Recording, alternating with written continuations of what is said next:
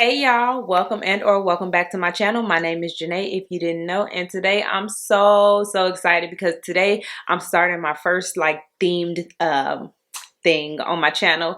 And yeah, I'm super excited. As y'all know, Halloween is a couple days away, and I was gonna do like a whole Halloween week, but your girl, I got in over my head. So instead, I decided to do a Halloween weekend. And today that y'all see in this video on Hallows Eve, and tomorrow I will be uploading 2 Halloween stories for you guys, and I'm super excited. So if y'all ready, let's go. All right, so today I want to talk about the Napa Valley Halloween murders. And when I tell y'all, this case had me shook. I did not expect the case to go the way that it went. And usually when people say stuff like, oh my God, there's a plot twist, or you'll never expect who it was, I be like, it's so obvious. I knew that the whole time. But honestly, this case had me blowed and throwed, y'all. Like, legit, my mind was just like that emoji. If I could put it on there, that emoji. It had me just gone. Okay, shook and took. But yeah, so if y'all want to get y'all jaw shocked like I did, then go ahead and stick around because we about to get on into it. Why am I this extra? So Wine Country, USA, Napa Valley, California, home of Hallie and Nick Parker, is pretty much a very safe place to be. It's a very quiet community. I don't want to say everybody knows everybody, but people feel safe here. And this is where roommates Adrian, Lauren, and Leslie live. And on Halloween night of 2004, the 3 of them were basically just handing out candy to all the little kitties in the neighborhood. And they did this until they ran out of candy. They decided not to go out that evening because they are all responsible adults. And Halloween that night, if I'm not mistaken, was on a Sunday. And they all got jobs. Like I said, they were responsible young adults. So after they gave out candy, they didn't go party and do all the things that, I want to do. They pretty much just stayed in. After handing out the candy and the night was through at around 11 o'clock, everybody decided to retreat to their own part of the house, which was pretty much just, their bedrooms because they shared everything else. So they all decided to head to their bedrooms and call it a night. But what the girls didn't know as they lay their heads down to go to sleep was that they were being watched.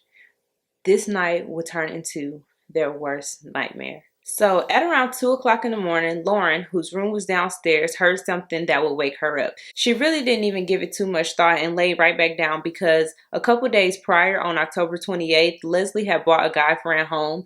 And the roommates had ended up having like a little roommate meeting or whatever and pretty much just discussed the rules of the house, trying to figure out if they was going to allow people to come over, if they was going to allow guys and stuff inside the house. And they all came to the conclusion that they grown, it's all of their houses, they trust each other's judgment, and it's cool. They can bring guys home because, I mean, like I said, they was in their mid-20s. It was like 26, between 26 and 28. I can't remember like the exact ages, but they were around that age. And it's like, it's bound to happen. So everybody was cool with it. And she pretty much just thought that's what it was. She thought that Leslie had another guy friend who she was bringing over, and that's what it was. So when she started hearing banging going around upstairs, she really, like I said, she just thought it was just Leslie having fun. And then she started hearing more banging, and she's pretty much like, she's listening now, but she still don't really know the full extent. And I mean, people be into different things. So she could have thought that this was just some kiki freaky shit that Leslie was on. And hey, who is she? Get it, girl. But unfortunately, that was not the case. And she ended up hearing Adrian scream. And once she heard Adrian scream, she knew that this just wasn't no kinky sex going on. She was just like, nope, this ain't it.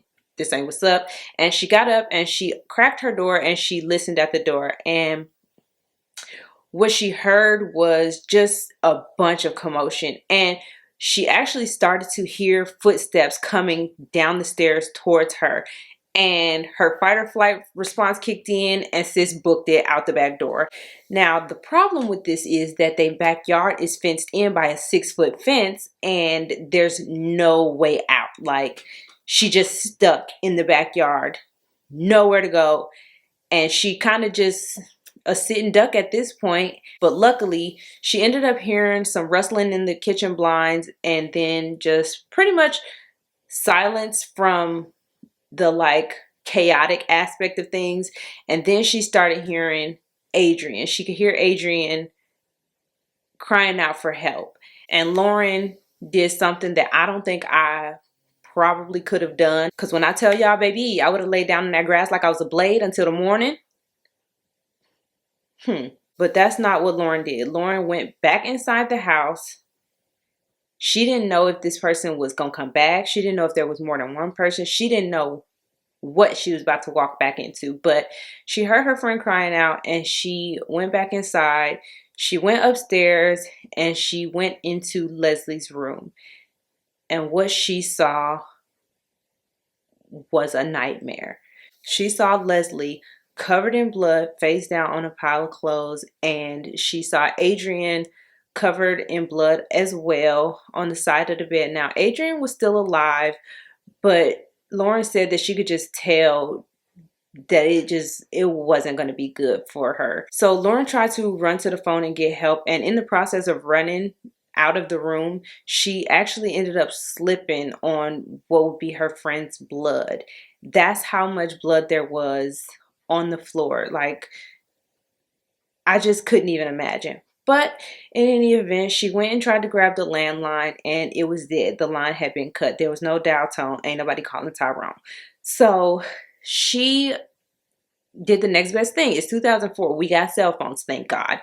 And she grabbed her cell phone. She ran out of the house. And because like I said, she didn't know if somebody was gonna come back or if there was still somebody in there. So she left the house with her cell phone and she called 911. And when the police got there, unfortunately, both girls, Leslie and Adrian, had passed away. So Leslie Mazzaro was born on August 1st of 1977, and people described her as just amazing. Like, she had one of those personalities that people just flocked to, and she wasn't even trying. She just had a personality that people tended to gravitate towards. People just absolutely loved Leslie. She was a beauty queen in South Carolina. She was smart. She was very ambitious. Her mother said that she wanted to be a couple of things all before the age of 21. And if I can remember correctly, some of those things included a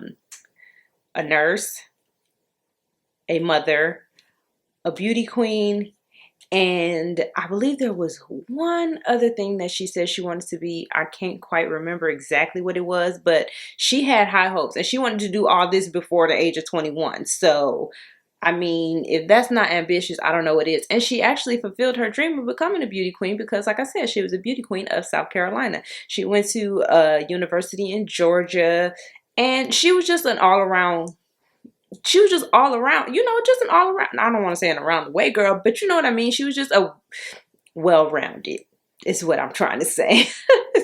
She had moved to Napa, California after visiting her mom who lived in Berkeley. She had really just went there to visit, and she had got a temporary job at a winery. It was the Newbaum Coppola winery, and it was owned by Francis Ford Coppola. And if y'all don't know who that is the director of the Godfather movies. So, I mean, I guess that's like a pretty big deal. I've never seen the Godfather movies, but you know. And she loved it so much that she just ended up staying in Napa. And that is where she would meet her two new roommates, Lauren and Adrian. Now, Adrian Insania was born on December 30th of 1977. And this girl was, I guess I want to call her a firecracker because that's just kind of how she was described. She was also described as lovable. You know, she was very ambitious as well. And the girl was smart as shit. I mean, she was a civil engineer. And I just feel like anybody who got a degree in like engineering or anything that has to do with a whole bunch of math is just like really, really smart. So yeah, but Adrian, she didn't always have it easy. Adrian actually had quite a couple obstacles in her life. And that's another reason why I also say she is just very freaking smart. And she's also so ambitious and strong, because when Adrian was 16 years old, she was involved in a horrible car crash that nearly ended her life. Her window just happened to be down and she was hit, and she ended up hitting her head on the concrete,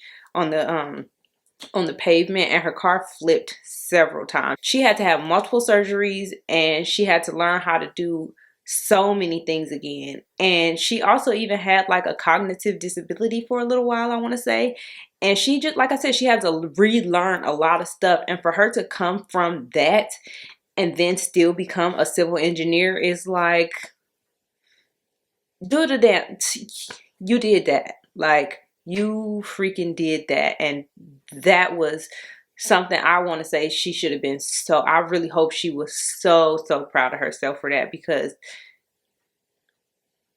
sis. So back to the night of the crime. Once the police got there, they discovered that there were cigarette butts outside of the window that they believed the perpetrator had entered through. There was blood absolutely everywhere in the girls' room. There was blood on the banister, and they also found blood on the blinds of the window that the perpetrator had entered and exited through. But I'm just trying to figure out why he didn't exit through a door. Wouldn't it have been much easier to just walk out? But maybe he didn't want to get his fingerprints on the doorknob, but then you got your blood on the blinds, so it's really not much better. But anyways, that's neither here nor there. That was just a small little assessment that I made. But anyways, so yeah, the police collected the cigarette filters, and they also collected the blood samples, which they determined to be male DNA, which obviously was none of the girls. And they also determined that, and they also took saliva samples from the cigarette butts, because none of the girls were smokers either. So they pretty much just sent this stuff to the lab, and like I said, they determined that this was male DNA on the this was male blood DNA, and that was all they had. So 2 weeks after the murders, there would be a vigil held for both of the ladies, and this was attended by so many people, like a lot of friends, family, people from the community, because like I said, this was the first murder since 2001. And not only was it a murder, but it was a double murder. So people was feeling this real tough in the community, and everybody came out. And that would include one of Adrian's best friends, Lily Prudhomme. She was absolutely devastated by the loss of Adrian. Her and Adrian had met at work, and they just instantly clicked. I think they lived across the street from each other, if I'm not mistaken. And that was just one of her best friends. Now, the investigation is going on, but they really just don't have anything aside from the blood DNA that matched a male. So in an effort to pretty much just try to figure out who this is, they started zeroing in on people who knew Leslie first, because like I said, Leslie was a beauty queen, and she just had one of those personalities that people just was drawn to. Like, people would be like literally damn near obsessed with her. And it's not like she was doing anything to cause this. It was just, like I said, it was just one of those personalities that people just got sucked into. And this was the case for not only her ex-boyfriend, but her ex-boyfriend's father. So before Leslie left South Carolina, she was dating a man named William Lee Youngblood. Leslie actually did love Lee. She said to one of her friends that she could see herself marrying Lee, which is what they called him. I know I said his name was William, but they called him Lee, obviously. But she said that she could see herself marrying Lee, but his daddy made her uncomfortable, because his daddy was a fucking creep. And he was pretty much obsessed with Leslie. His name was also William Lee. He was William Lee Sr. So Leslie and Lee Jr., they lived together, but William Sr., he would do weird ass shit, like call the house to talk to Leslie knowing that his son wasn't home, or like email her when they broke up to like beg her to get back with his son, and just crazy ass stuff. And on the night of on Halloween night of 2004, the night of the murders, he actually would call her twice, and everybody was looking at him, and I was looking at him too, like, sir, this got your name written all over it. I was just so sure that it was him. It got to be him, right? Because he's a crazy stalker ass daddy, right? But no, it wasn't him or his son. They were both in South Carolina at the time, and their DNA excluded the both of them. So with those two ruled out, they moved on to a guy named Brian West. And Brian and Leslie had dated for a little while. And after just 3 months of dating, Brian actually bought Leslie a car. Like a whole car. He bought her a car. And she didn't ask for the car. I mean, he just loved her so much, or he was just so infatuated with her, he just bought her a car. And Leslie drove it for a little while, but then once they decided that this wasn't going to work, she gave the car back. And in return, Brian made a website dedicated to Leslie. So I was like, it's you. It got to be you, because who makes a website dedicated to their ex? And it wasn't like a bashing website. It wasn't like, I hate you. It was like, I don't know. It's just like a dedication website. I don't know. Anyways, so I was pretty much just like, it gotta be you. It's you. I know it's you. It wasn't him. His DNA excluded him too. So now with Brian excluded, the police move on and try to see if there's just anybody else. Now, at the time of Leslie's death, I talk with my hands a lot. So at the time of Leslie's death, she was actually dating two. She was pretty much just out here living her life. If you haven't put a ring on her finger, she's single. It is what it is. And so she was dating two men, and one of the men in particular, we don't have names for them. I don't know why, but we just don't. And one of the men in particular, he seemed to be like the jealous type. He didn't want Leslie talking to nobody else. She was in a bar. She was out one time and she had got approached by a male friend, and this particular guy that she was dating, he saw it and he just like flipped his shit. He wasn't here for it. He didn't, he wasn't here for it. But unfortunately, like the other two guys, him and the other guy that she was dating were ruled out by DNA. They weren't the guy. So they was like legit stuck. Like, what the hell? So pretty much floored and flabbergasted at this point, that the detectives decided that it was time to take a break from the people who that Leslie knew and started trying to see if there was anybody in Adrian's life who could be a potential suspect. And lo and behold, she had an ex-boyfriend. His name was Christian Lee. Now, when the detectives went to go speak to Christian, he was at his home, and there was about 5 detectives, and that when they entered the home, the first thing they asked him was, did he have any weapons, knives, guns, or anything like that? He disclosed the fact that he did have a knife, and I don't know if I said it, but Adrian and Leslie were in fact stabbed to death. So this like perked up the detectives' ears, like, whoop, whoop, you got a knife, do you now? And so the detectives retrieved that knife. They retrieved pretty much, they just tore this man's room apart. They took his bed sheets, they took knives, they took blood samples, they took everything from him. And they were strongly considering him as a suspect because he and Adrian, towards the end of their relationship, they had, I don't want to say it was volatile, but it wasn't the best. There was arguments, there was disagreements. Adrian wanted a commitment, and Christian, he just really wasn't ready for one. And so that caused so many arguments, so many fights, just so much turmoil in their relationship, which is the reason why they broke up. So disgruntled ex-boyfriend, it gotta be you, right? Nah, it wasn't him. His DNA did not match either. And so at this point, they stuck. They don't have anybody. There's really nobody else to look into. And so months and months go by, and Adrian and Leslie's friends and family, they are so unsettled. Lauren is scared as shit because she's the only survivor. She don't know if this person is gonna come back and attack her. She don't know. She needs answers. She needs closure. Her and the families need closure. Everybody is just stuck at this point.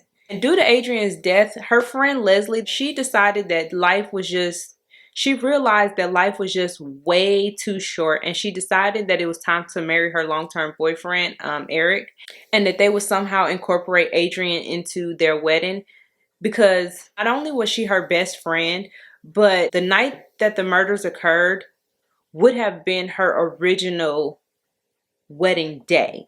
So Lily and Eric were supposed to get married on November 1st of 2004. However, Lily had ended up calling off the wedding, and it just didn't happen. And so she decided that Adrian was supposed to be a part of the wedding anyway. It's time. They're gonna do this. So her and her fiance invited Arlene, who is Adrian's mother, to speak at their wedding, and they played a tribute song, which was Maroon 5, She Will Be Loved, at the wedding, because that was Adrian's favorite song at the time of her death. And I can understand why, because that is a bomb ass song. And she will be loved. I can't sing, but Y'all get the point. That song had everybody at the school dances going off. Just saying. It's clear that she had good taste in music also. But anyways, even though she decided to incorporate Adrian into her wedding, she still felt like there was a void because there were still no answers. Even though there was no answers really for the friends and family of these two individuals, the police were still really hard at work, and they would end up calling in a specialist who would develop a phenotypical profile of the suspect. And if y'all don't know what a phenotypical profile is, it's pretty much where they take the DNA and they extract the dominant and recessive alleles, and based on which ones are dominant or recessive, they determine what you look like, pretty much the phenotype of yourself. Well, the phenotype of the person whose DNA it is. And so that's pretty much the idea of it. And so with this, they determined that this guy was of European descent with light colored eyes that would either be like blue or green or something like that. And I believe I can't remember the rest. But either way, they came up with a description of a typical white guy. While it wasn't the best, it was very helpful because it ruled out blacks and Hispanics. So that narrowed it down right there.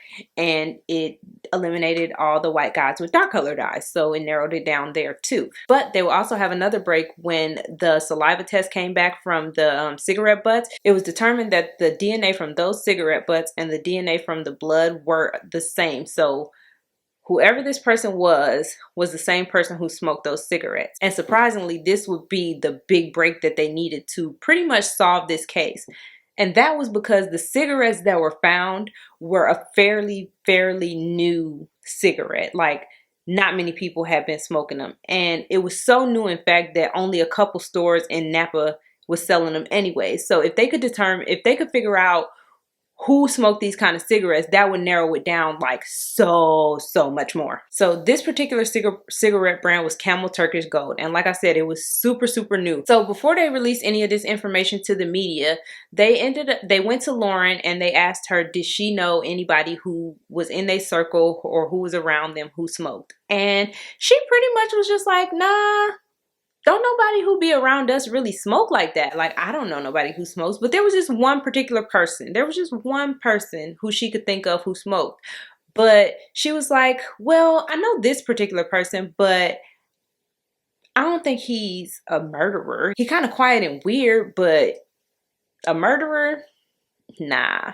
Now, at first they didn't release any of this information to the media, but they figured, look, let's just go for it. So they ended up releasing the phenotypical description, and they released the cigarette type that was found at the crime scene. And there was just one particular person who was in the Napa Valley area who was kind of like feeling the pressure. The heat was rising on their ass. So much so that he would end up sending suicide letters to his parents.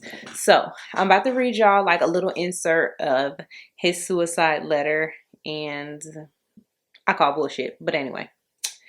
So it says, I'm leaving this life because I know that the consequences of my actions must be faced, and they spell death. I will not grant the government satisfaction of watching me die, so I will end my life in the place and the manner of my own choosing. I do not consider it suicide. I call it justice.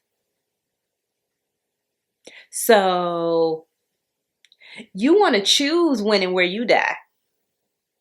But you didn't afford that same luxury to Adrian and Leslie. You chose where they died and when they died as well. But you want to choose when you go. So based off of Lauren's statements and her telling them the only person who she knew who smoked, they was already on his trail, and they was pretty much on their way to go and snatch his ass up. But once he sent those suicide letters to his parents ended up getting in his ear and telling him, like, no, don't do this. Just go turn yourself in, talk about it, you'll feel better. So before the police had a chance to even go snatch him up and question him, he came waltzing in the police station ready to confess. And y'all, this is the part that threw and blew the hell out of me. This person who came to confess to the murders of Leslie and Adrian was Lily's husband, Eric. Yes, Lily, Adrian's best friend, her husband, her now husband. She married this man after he killed her best friend. She ain't know though. She ain't know. But still, like, what the fuck? So the police are questioning him, and he's pretty much telling them, like, yeah, it was me, but I don't remember nothing. I don't know. I know I did it, but I don't know what happened. So they like, what you mean? He says that there are bits and pieces of the night that he can remember, but he really don't know. He don't know. He said he remember getting drunk that night. He remember Lily refusing him in some way, shape, or form, and he was just pissed off. And he remember having a knife, but then all of a sudden he get amnesia and he don't know what happened. He don't know what he did with the weapon. He don't know nothing. All he knows is that he went home and he burned his clothes in a fire pit. Okay, Tanya. And as y'all can imagine, Arlene was pissed. She was hurt. She was flabbergasted. This man had her talk at his wedding, had a tribute to her daughter at his wedding, knowing that he was the person who took her away from her family this whole time. He was there at the candlelight visuals to support Lily through this hard time. He's sick. He is fucking sick. So, being that he confessed, he decided that it wasn't no point of him pleading not guilty, and he cut a deal with the prosecutors, and they decided pretty much that he gonna confess and he gonna get life in prison and he gonna avoid the death penalty, which I'm not really sure why he decided to do that anyways, because he was trying to kill himself. So tells me you didn't really want to die in the first place. I'm just saying. But they do have to have a sentencing hearing, just, formality purposes. And the families do get to speak. And Arlene gets up there and she pretty much just says that, and this is not going to be a direct quote, but she pretty much says, how could you claim that you love Lily? You can't love Lily and go to her best friend's home and stab her again and again and again and again. And that the memory of Adrian and Leslie will live on. Their smiles and their happiness and their joy will be remembered forever. But you will be forgotten. And once you leave this courtroom and those doors slam behind you, I will think of you no more. Like I said, not a direct quote, but that was pretty much the gist of it. And then Lily got to speak. They allowed her to speak. And she pissed me off. Point blank period. She pissed me clean the fuck off. So when she got up there, she says she knew a gentler Eric, a more kinder, gentler Eric.